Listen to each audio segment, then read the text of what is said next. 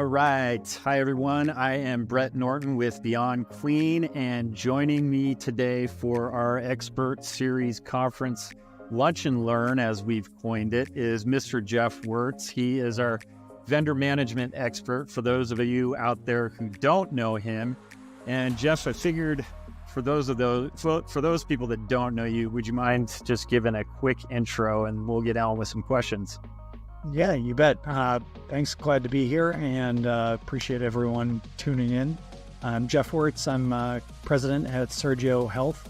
My background, I was in med device for about five and a half years as independent, just working with an independent distributor, and then also working with one of the big three with Stryker on the orthopedic trauma side as a rep in the hospital in the ASC, and covering cases, running trays around. Running around with my head cut off, getting yelled at, all the above. and really since then, so that's the as it's relevant to the vendor management piece. But then since then, I've really been on the software side, trying to provide solutions that hospitals and manufacturers can utilize to better communicate, create efficiencies and insight between all the different parties involved. And that was those are a lot of the breakdowns that I saw in the space. Yep. And it's helpful that you were in the space, you saw those challenges. They were very prevalent. I was also on the vendor side, so we both get to put our vendor hats today and explore some of those questions, especially when it relates to your expertise. So wanted to real quickly touch on the elephant in the room, if you want to call it that, because we've seen a lot of posts on LinkedIn lately in regards to vendor trays being left outside, the vendor trays being left on trash cans. And, there is some, ugliness to that, but there's also an explanation, if you will, and thought I would real quickly, or, if it takes a few minutes, that's fine. But I would like to get your opinion on it. And just in terms of just the overall challenges that vendors face, right? It's both sides of the coin, but I just wanted to get your insight because I think that this really does deserve a little bit of exploration. Yeah. No, thank you. Definitely is not a good look overall, but I think I've made a couple comments in some of those posts. Really, it's a symptom of the overall challenge that I see in the space. And I think it's a lot of it is, poor timing of things, but it is happening. And, where my head goes is there's a whole lot worse that actually probably goes on behind the scenes that's not seen, right at the hospital there. How are those trays stored? How are they managed?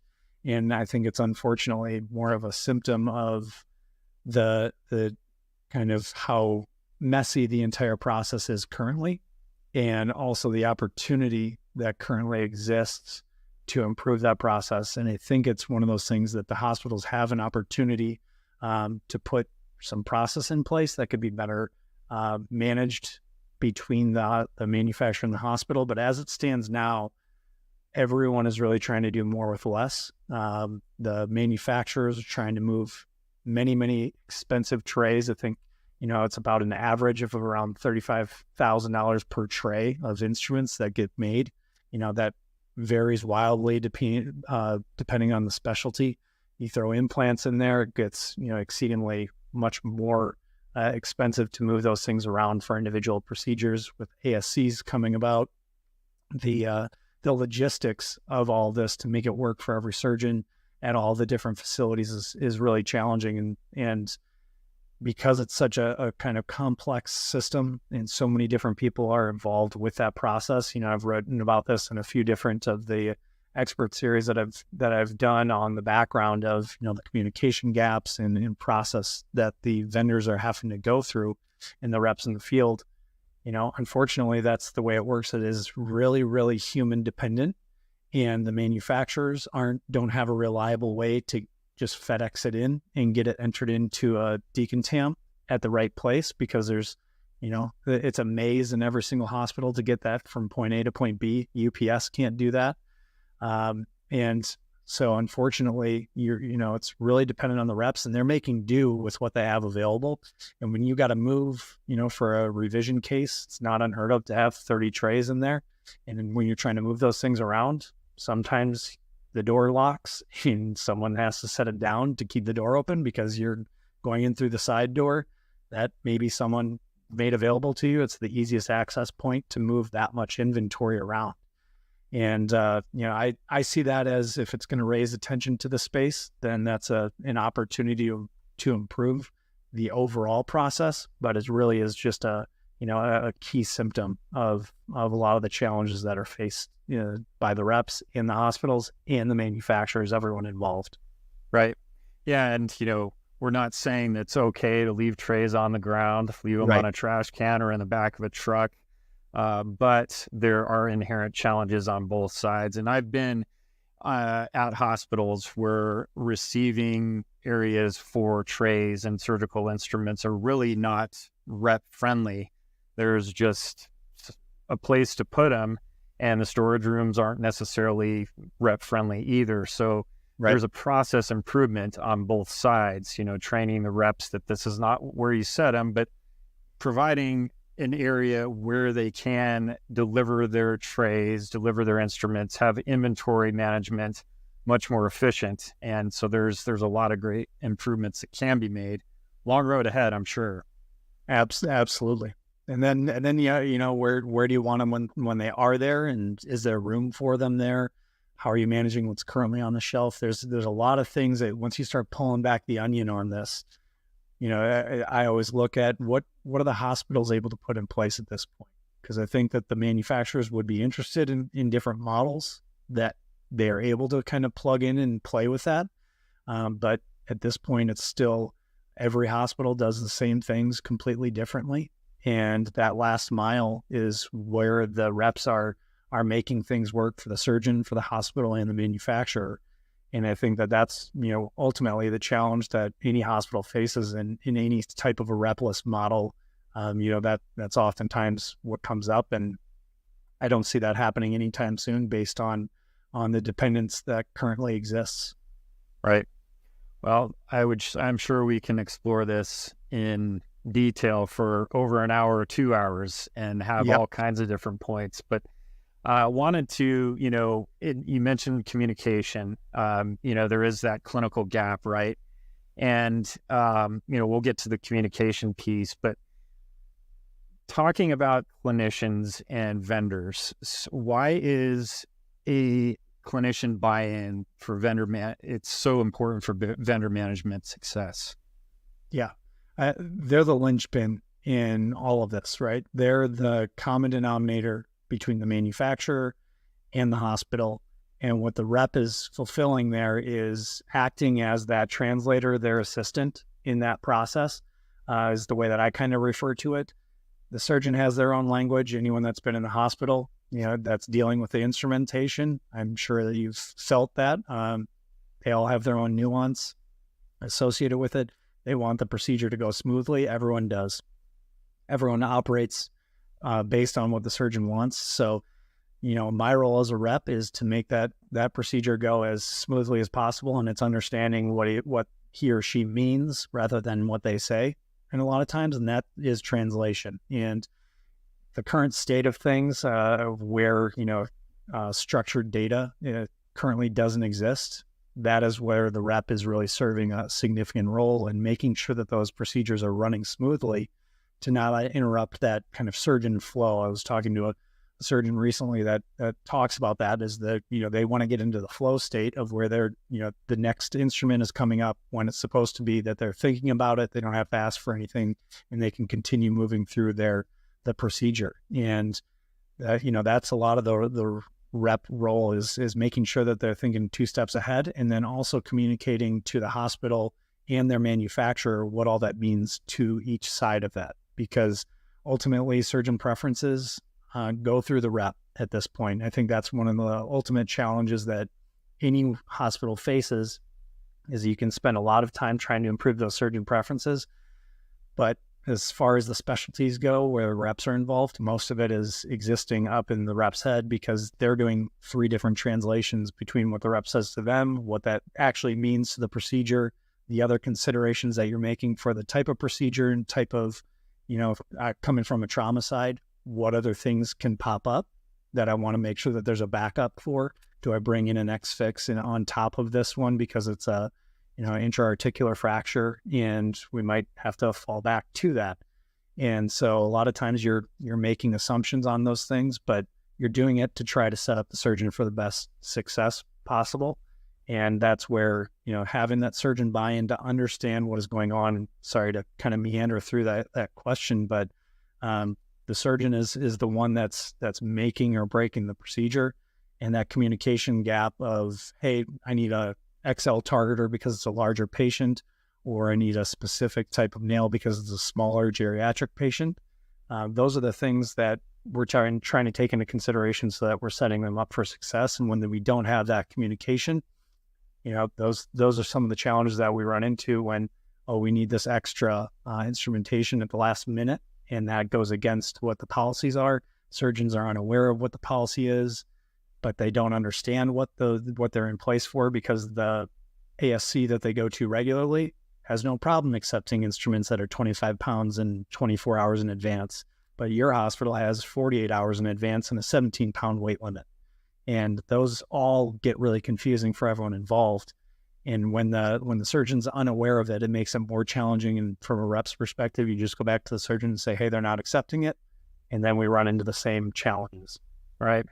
So you're not saying it's just a plug and play solution. It's just like, this is how it happens. And it goes 1, 2, 3, 4, 5 down the line. It's different styles, different surgeons. They need different instruments. Some have their own preferences when it comes to their, especially ortho cases. They really want this one instrument. So I think ratchet screwdriver, specific ratchet screwdriver. Yeah. All sorts of those different things. And then they have their own special name for them that you're translating in your head, that at this hospital, they call it this, and it's located over here. And that's, a lot of the kind of the value that is difficult to articulate in a, value analysis meeting, because it's not codified. And we can't say, hey, we saved you 10 minutes of OR time, because we know where everything's located. Right. Yeah. Very good. So speaking of communication, how can poor communication negatively impact the rep OR dynamic? I mean, it's something that you could say is a simple answer, but there are a lot of negative ways. So. Yeah. Yeah. I mean, it comes down to the preparedness, and I think everyone being on the same page. It's, I make a lot of analogies, and when I'm thinking about this space, as far as the checklist manifesto is a great book about just having the checklists and how they use that in aviation. And I think it makes it's a perfect parallel to this, that everyone is involved and we're all on the same team working in the same direction. And when the surgeons had one conversation with the rep and they haven't had it with the OR team, that creates some conflict, the OR team and the SPD team. And when you don't have that communication, those communication layers, it puts everyone in an awkward position. So it's really, I think that from a rep's role of walking into it, and if you aren't doing anything nefarious where you're bringing in, instruments that aren't approved, that are not approved, that you're trying to skirt the system, is one thing that I think a lot of people can point to. But I think it's also not as prevalent as just the miscommunication of, hey, the rep or the surgeon asked for this, I'm making it available. And, part of it is kind of being in a no man's land of how do I communicate it and what's the direct process for this, because there isn't a clear structure or chain of command that we need to go through on it. And SPD isn't empowered in a lot of locations, and then OR can come down over the top. So it just kind of creates some friction there. And the more you interact with them, the more you work with the surgeons and the ORs, you start to build that camaraderie. But I've certainly been in those instances where I'm not trying to do anything wrong. I'm trying to get things going smoothly. And this is a communication breakdown, and let's start from scratch here, but can certainly, impact the success of those procedures. Absolutely. Yeah. And, when I was on the vendor side, I certainly I was more SPD oriented, and most of the products that I sold were for SPD use and for the machines and the ultrasonics. But it was very critical for me to make sure that the OR teams understood the use and what I was there for, because there was that communication dynamic that they needed to understand. And so oftentimes when I would go into the hospitals, I would meet with the OR staff, and I would sit down with the OR staff along with SPD staff saying, these are the products that are going to affect the patient eventually. So just having that understanding and that over communication, and just making sure that you're front and center with them. And that's also, as you and I have talked about many times, there's that trust factor. When you communicate and you are there to really give them what they need to understand why you're there, that trust factor is really going to elevate your status as a rep and a vendor. And ultimately, it's going to elevate the status of the patient and the safety in the end. Absolutely. Yeah, that's a great point. And you're getting to how this is impacting the patient and what you're doing is meant to be for the better of it, because I'm going to go with the assumption that that's what most people are doing. Obviously, we're not talking about the bad ones, but I think the more common ones, which is they have the best interest in mind and they're trying to do the best. And I think that's kind of a good default that a lot of, everyone involved with this should try to default to, that they're trying to do the best with what they have. How does this, going into it with that attitude, as opposed to them doing something bad to begin with. Right. Exactly. All right. What frustrations may reps and clinical staff have towards SPD policies? And I know, we always go into this because there sometimes is that communication gap, as we just talked about, and there's the SPD OR dynamic sometimes that there is that communication issue. So those frustrations, can you highlight some of those?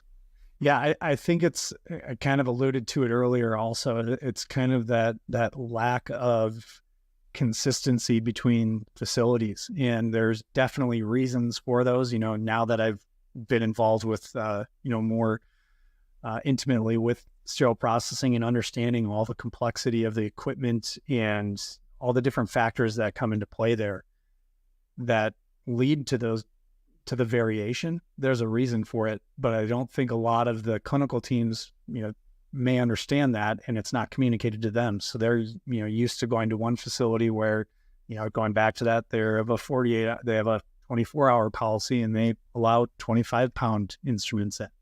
And now we're creating this little bottleneck that's creating a challenge that can lead to downstream issues of which trays to open, things like that. And there's just not a clear communication or understanding of how their SPD operates and what policies are in place and the underlying reasons behind those. And again, going back to default that there's a reason for it. But I think that's ultimately the big challenge, is understanding why those reasons or understanding the reasons for those policies and why they were put in place and how they're being measured and managed, or are they just, arbitrary? Because I think that's from a rep perspective, sometimes the feeling that comes across. And I think even sometimes the clinical staff can feel that when the SPD person comes up and says, no, you can't do this. You can't flash this or that. I've been in the middle of those arguments where it's like, I'm just here to do what I can. That instrument fell. I'm going to sit on the side. I don't know all of the requirements of this. And that's where things get heated, and where it's like, feel like this should be a conversation outside of when the patient's on the table, that we have a standard process and expectation of everyone involved of what happens in this scenario, because it does happen. But for whatever reason, it's not a consistent, thing that happens where there's an understanding between OR and SPD and the surgeon, where we can all operate on the same level and just keep moving forward and making progress. Right. And I like to use the example, the age-old argument of who is in charge of pre-treatment. And there's a lot of finger pointing that goes on with that one, and we could probably go down a big rabbit hole.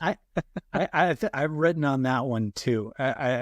My firm stance on that, and maybe that there's a, not to go off, I know you didn't ask on this one, but I've always been I'm probably going to catch flack from reps on this side, but I've always been in the opinion I'd rather like manage my own, separate it, get it moved out of the way so that it can be organized, and then it makes the pickup process smoother as well, right? Like the decontamination process and the cleaning and treatment starts up in the OR.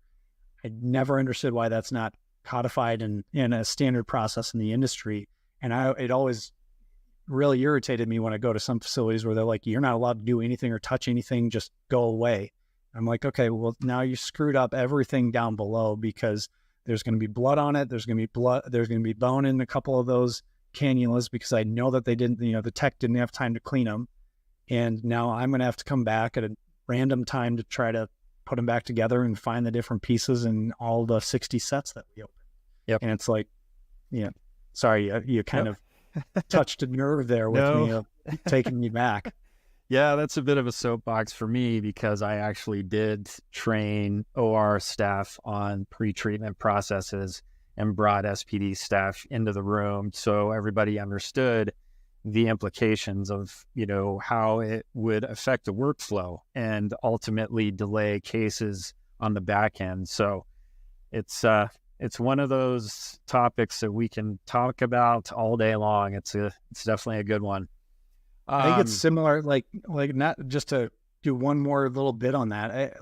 I think it's really interesting. The hospitals that have OR staff and like the techs and nurses spend, a week or some time doing shifts in SPD. And it's, and having been involved with it now on my side, it would have been really valuable from a manufacturer standpoint to train the reps as well in understanding what SPD is going through. Like I was lucky that my, the people that I learned from taught me to respect that department significantly and the role that they're playing and respect that process and not take it for granted. But I think a lot of them, a lot of the younger ones coming up may not get that. And the more that you do understand that entire process, the more empathy and understanding that you have for what they're going through and how they're working through it. I think that leads to better success all the way through and kind of to the communication point that we were discussing just a moment ago. Yeah. And just across the board, it's a partnership. It's not trying to sell more product or stuff the hospitals with more instruments that they don't need or, chemicals or anything. Bottom line, it's a partnership, and it's making sure that everybody is on the same page, hopefully, in a perfect world. They often never are in healthcare, but we're getting there. And I think that's why we're having these conversations. So hopping over into kind of bridging silos, if you want to call it that, let's talk about SPD. So as an SPD leader, how can you bring clinical teams on board to recognize processes and workflows as it relates to what they're doing and what SPD, is doing? Yeah, I think so. It's going back to what I was just saying a moment ago. I think incorporating them in the process and doing some job shadowing at the very least, but then also aligning the interests between both of your departments. How are you impacting the procedure? A lot of these go to quality issues with the trays being complete or having issues with them. And letting them understand what you're having to go through in SPD, as well as the OR communicating back to them of what they're both, this comes down to just having conversations. I think it's really interesting how there's different, timeouts that different hospitals do, whether they incorporate SPD or not. That should, in my head, is a no-brainer of having SPD incorporated. I think oftentimes they feel that they're left out and the last people to find out about something until it's too late, and then the surgeon wants a tray within the next 15 minutes. And they're like, you scheduled 4 of them today and we have, two trays. So there's finite resources and there's constraints that can't be skipped. So I think it's aligning those interests and understanding that ultimately what's best for the patient, making sure the procedure goes smoothly for the surgeon, and then lining up KPIs that can be measured. I mean, everyone's heard this a million times, but it's true. If you're not measuring anything in that process, it all ends up being feelings and that's the worst way to manage it. So like from SPD person coming up into the OR when everyone's yelling at you and it's like you're reactive, how are we being proactive in addressing this and also understanding, the magnitude of how often these things happen? Because when it happens, you don't want it to happen one time, but when it does happen, it really exacerbates things. But if you can go in and say, hey, this isn't a regular thing, this is what we're doing to mitigate it, and how we're measuring it over time. Those are some of the basics that need to be in place everywhere. And then how the reps impact that also, what is directly happening as a result of that. If you aren't measuring any of those pieces, it just becomes a whole lot of people complaining, and it doesn't allow much room for proactive management, conversation, and that kind of empathy that's required of, they are doing the right things. We understand them, and this is how we know that they're doing it. So, we'll work through it. Yeah. Yeah. And, you can always bring sports into that in terms of an analogy and team. When people are yelling at each other and on your back and complaining about the job you're doing, you're not doing something right. It's just not going to be beneficial for anybody involved. It's going to break down from the beginning. Frustrations are going to build up, and then there's going to be animosity and all kinds of things. So you really want to have those good conversations in terms of this is a process improvement and this is how we can recognize fault and we can just move forward. But it's certainly, I think a lot of everyone inherently understands those things. It's taking the time and having the discipline to put an actual structure in place and follow through on it. And what is the system that you're falling back to? I think I've talked a lot about that in recent conversations. Is a lot of these things come up when something goes wrong, and then they just have a goal of just let's make sure that we don't have this happen again. That doesn't really resolve the underlying challenge. What are we putting in place as a system that is reliable, that we can fall down to?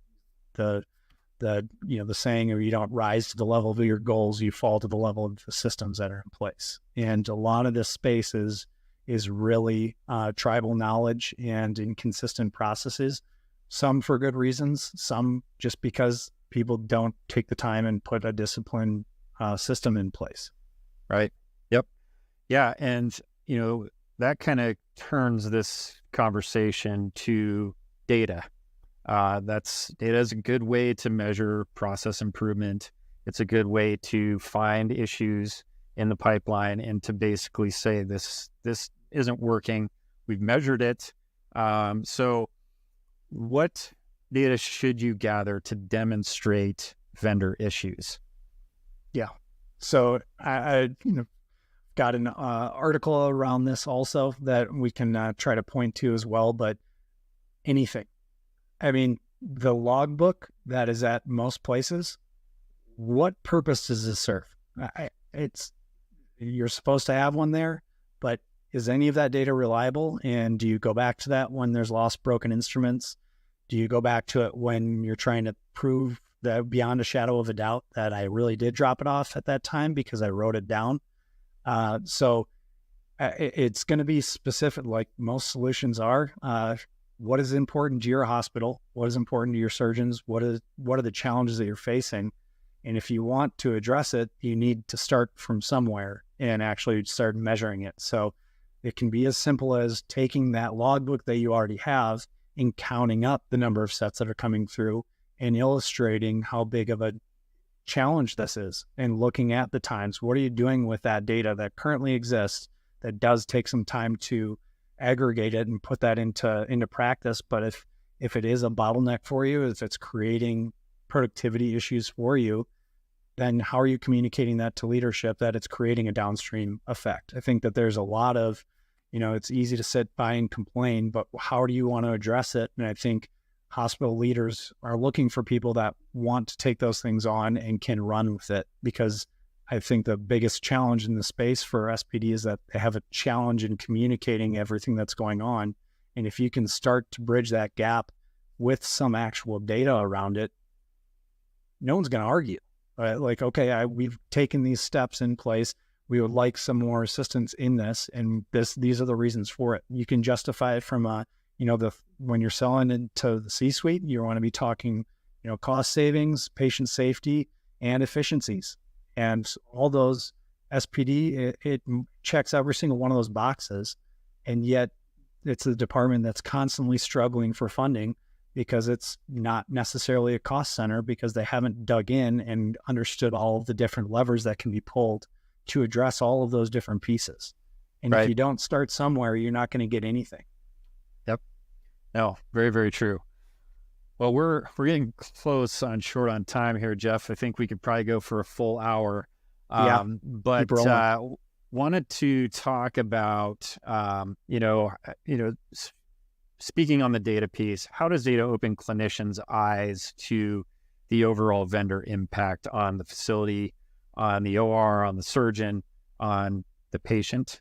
I think that's probably the end game is the patient, or it is the end game, not probably. Yep. It is. Right. So can you shed some light on that? Yeah, I think it goes back to them. A lot of times the surgeon didn't know what I was all bringing in. I think that's kind of a misnomer between the hospitals and the surgeons and the reps in general. Like when, we have a lot of conversations with hospitals saying we want to start off with, we'll manage the communication to the reps and we'll just talk to the surgeons and ask them what trays are needed. They don't know, most of the time, they don't know what equipment is needed. They know what they want to implant, but that's the role of the rep, is to make sure that all the tools are there for them to be able to implant what they're expecting to implant. And frankly, I don't see why they have to know all of those different pieces. That's for what the manufacturer needs to be able to provide in a efficient way. So if you can take any of that data, I look at that as being the first step to any of these projects. When you start looking at, consignment, how many trays do you have consigned so that you're prepared for it? I think that's a giant gap in, from a compliance standpoint, from a efficiency standpoint, and storage standpoint. How many trays do you currently have from all of your vendors? Do you have the consignment agreements? If those trays go missing and the new rep shows up and says, hey, our data shows that everything was consigned here and it's $1 million worth of trays with implants, that becomes a finger pointing argument. And then if you want to get into actually understanding when does it make sense for loaners or not, and then how many are an appropriate amount for these procedures. There's a lot of discussion on, reducing the number of sets and consolidating sets. And that's a really tall task for any organization to accomplish, because you're trying to manage multiple surgeons, their preferences on things that have zero structured data around it, meaning what trays are actually used for each procedure. And a lot of times they don't even know how many trays came in for the procedure or even put on a case card for a procedure. And these are complex challenges in bringing any of that data to the surgeon and saying, hey, you're bringing X amount of trays over what our average is. What's the reason for this? Is there a way that we can reduce it? Is it a communication issue, kind of what we discussed earlier? Or is it a specific procedure? Just getting a better understanding of it when it makes sense to begin reducing it. All of this takes, baby steps to moving in that direction. And I think a lot of times people set a really high goal of, we want to just consolidate all the sets. Start off with how many sets are actually being used and brought in for a specific procedure, because you can actually work on the same side of the table as the vendors. They don't want to reset 15 trays every single time, but that was the way the surgeon did it at fellowship, or that's the way that they've been used to doing it. But when you bring data to the table, it eliminates some of those misnomers that they may have, or you better understand it, and then you can start having a conversation on how do we begin consolidating those. But You got to start from square one, and kind of build it out into a crawl, walk, run. Yeah, and not just supply trays on the assumption that you might use an instrument, and that's how these inventory levels are just getting astronomical, as you mentioned. And with the data piece, if you've got a specific instrument that's always in the tray, or maybe 3 or 4 instruments that the surgeon is just not using, and you've got that data to support it, then you can start pulling it out. You can start Correct. not, and then it's less reprocessing, it's less on the vendors, it's less on just the OR staff to get everything set up and ready for the surgeon. So data, And that surgeon might not know that they're right? processing an entire tray just for that one item. And Yep. it's, these are the things that are lost in translation, that until you bring some data to the table and understand it and have the vendors, abiding by that process, because you have a disciplined process in place that makes sense for them to be able to utilize it. You don't get to that level of detail, but I think everyone is looking for things to be smoother. And when you bring that to the surgeon and have an open, honest discussion with them, especially in the ASCs today, I see that as being a great, ground zero for innovation and in doing some of these things differently, because there's less, bureaucracy and red tape in that space to build out. And there's smaller teams where everyone's wearing multiple hats. So I think it's a great opportunity to innovate in that space. Yeah. Awesome.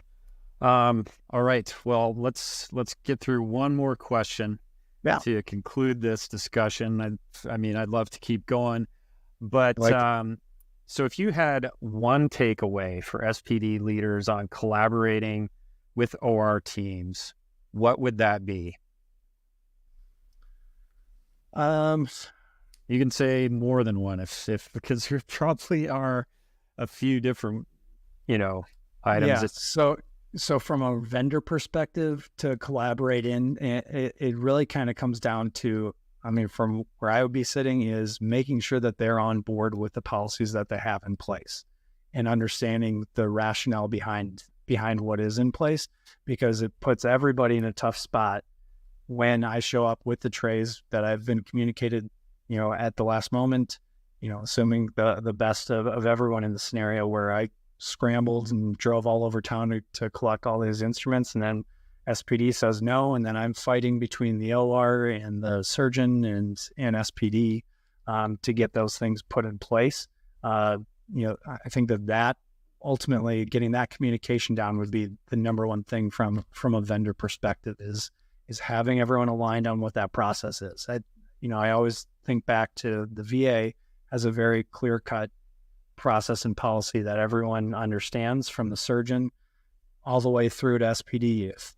If those trays aren't brought in that, I think it's 72 hours now, and it's been a while since I've done it, but there's a very clear-cut expectation on what has to be delivered, how it has to be delivered, and if it doesn't get in by that time with all those things, the case is canceled and it's out of the rep's hands.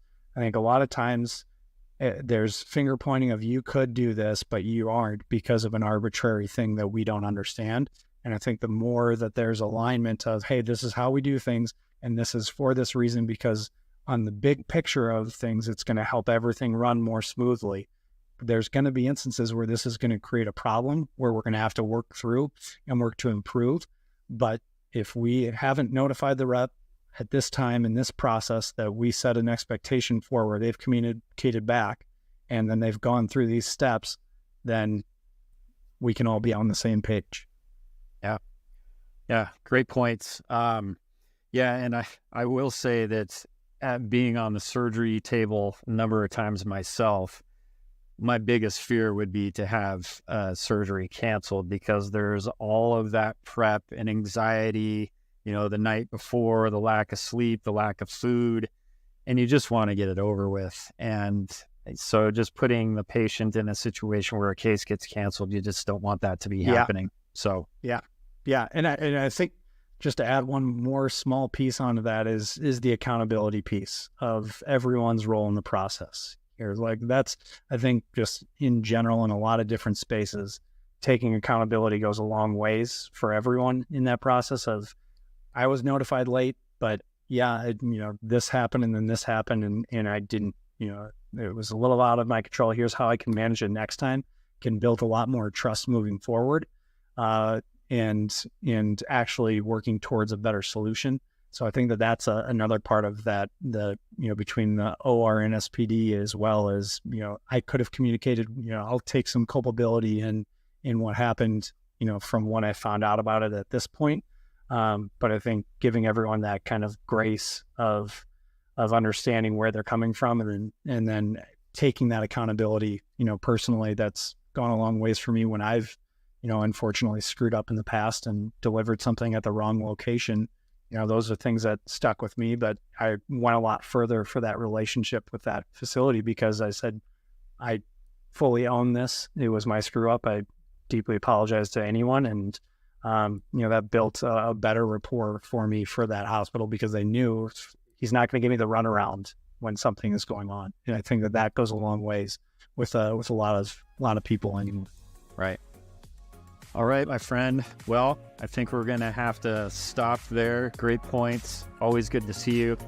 And Always. A lot of good takeaways in terms of how we can improve communication across all spectrums of patient care. And I think we can probably keep going with this conversation, Jeff. And so, yeah, we thank Looking man. forward to it. Yeah, thank you. Appreciate it. All right, everybody. Jeff Wertz. If you have any questions for him, please feel free to reach out via LinkedIn. He's always available. And as always, keep fighting dirty. I'm Brett Norton with Beyond Clean, and we'll see you soon.